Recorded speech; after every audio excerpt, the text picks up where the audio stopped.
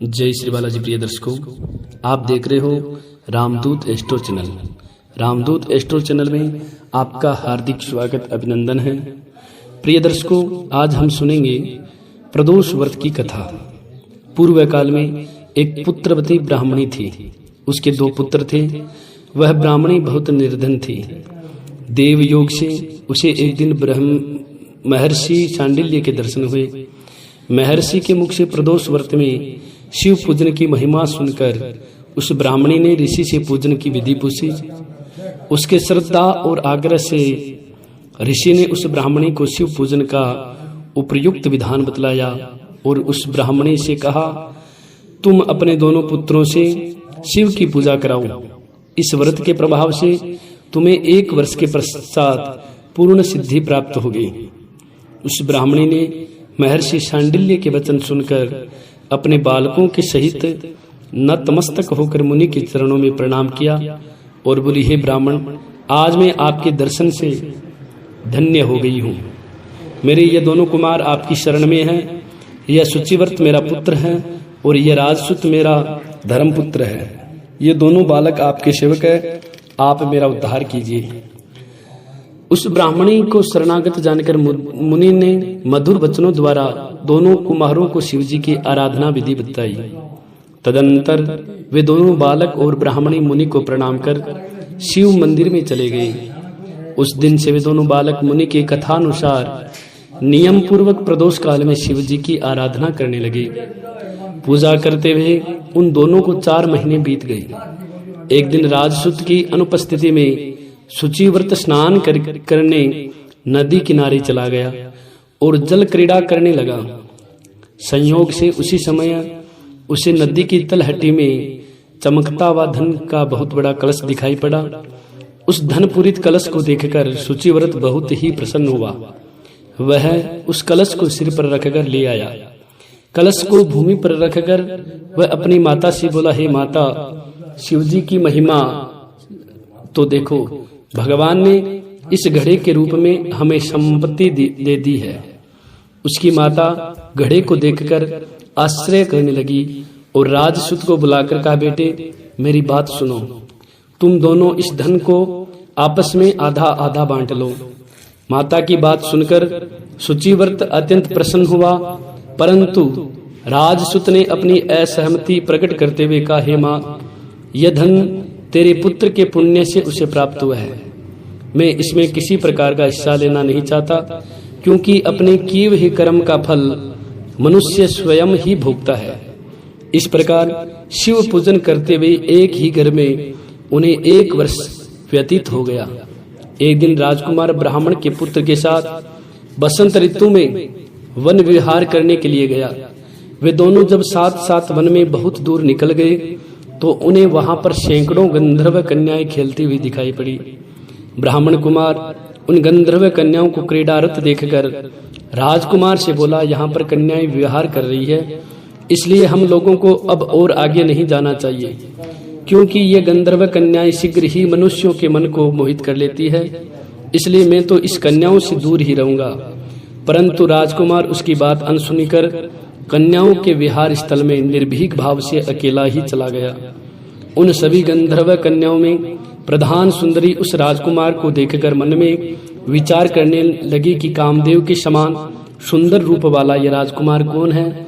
उस राजकुमार के साथ बातचीत करने के उद्देश्य से उस सुंदरी ने अपनी सखियों से कहा, सखियों, तुम लोग निकट के वन में जाकर अशोक, चंपक, मूलश्री आदि के ताजे फूल तोड़ लाओ। तब तक मैं तुम्हारी प्रतीक्षा में यहीं रुकी रहूंगी। उस गंधर्व कुमारी की बात सुनते ही सब सखियां वहां से चली गई। सखियों के जाने के बाद वह गंधर्व कन्या उस राजकुमार को स्थिर दृष्टि से देखने लगी। उन दोनों में परस्पर प्रेम संचार होने लगा। गंधर्व कन्या ने राजकुमार को बैठने के लिए आसन दिया। प्रेमालाप के कारण राजकुमार के सहवास के लिए वह सुंदरी व्याकुल हो उठी और राजकुमार से प्रश्न करने लगी, हे कमल के समान नेत्रों वाले, आप किस देश के रहने वाले हैं? आपका यहाँ आना क्यों हुआ? गंधर्व कन्या की बात सुनकर राजकुमार ने उत्तर दिया, मैं विदर्भ राज का पुत्र हूँ। मेरे माता पिता स्वर्गवासी हो चुके हैं। शत्रुओं ने मुझसे मेरा राज्य हरण कर लिया है। राजकुमार ने अपना परिचय देकर उस गंधर्व कन्या से पूछा, आप कौन हैं, किसकी पुत्री हैं और इस वन में किस उद्देश्य से आई है? आप मुझसे क्या कहना चाहती हैं? राजकुमार की बात सुनकर गंधर्व कन्या ने कहा, मैं विद्रविक नामक गंधर्व की पुत्री अंशुमति हूँ। मैं आपको देखकर आपसे बातचीत करने के लिए ही यहाँ पर सखियों का साथ छोड़कर रह गई हूँ। मैं गान विद्या में निपुण हूँ। मेरे गाने पर सभी देवांगनाएं रीझ जाती है। मैं चाहती हूँ कि आपका और मेरा प्रेम सर्वदा बना रहे। इतनी बात कहकर उस गंधर्व कन्या ने अपने गले का बहुमूल्य मुक्ता हार राजकुमार के गले में डाल दिया। वह हार उन दोनों के प्रेम का प्रतीक बन गया। इसके पश्चात राजकुमार ने उस कन्या से कहा, हे सुंदरी, तुमने जो कुछ कहा वह सत्य है, लेकिन आप राज्य विहीन राजकुमार के पास कैसे रह सकेगी? आप अपने पिता की अनुमति लिए बिना मेरे साथ कैसे चल सकेगी?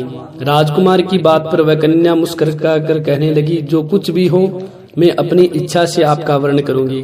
अब आप परसों प्रातःकाल यहाँ पर आइएगा। मेरी बात कभी झूठ नहीं हो सकती। गंधर्व कन्या ऐसा कहकर पुनः अपनी सखियों के पास चली गई। इधर वह राजकुमार भी शुचिव्रत के पास जा पहुंचा और उसने अपना सारा वृत्तांत कह सुनाया। इसके बाद वे दोनों घर लौट आए गए। घर पहुंचकर उन दोनों ने ब्राह्मणी के सब हाल कहा, जिसे सुनकर वह ब्राह्मणी भी हर्षित हुई। गंधर्व कन्या द्वारा निश्चित किए गए दिन वह राजकुमार शुचिव्रत के साथ उसी वन में पहुंचा। वहां पहुंचकर उन लोगों ने देखा, गंधर्वराज ने उस दोनों कुमारों का अभिनंदन करके सुंदर आसन पर बिठाया और राजकुमार से कहा, मैं परसों कैलाशपुरी को गया था। वहां पर भगवान शंकर पार्वती के सहित विराजमान थे। उन्होंने मुझे अपने पास बुलाकर कहा, पृथ्वी पर राज्यच्युत होकर धर्मगुप्त नामक राजकुमार घूम रहा है। शत्रुओं ने उसके वंश को नष्ट भ्रष्ट कर दिया है। वह राजकुमार सदा ही भक्ति पूर्वक मेरी सेवा किया करता है, इसलिए तुम उसकी सहायता करो, जिससे वह अपने शत्रुओं पर विजय प्राप्त कर सके। इसलिए मैं भगवान शिव जी की आज्ञा से अपनी पुत्री अंशुमति आपको सौंपता हूँ।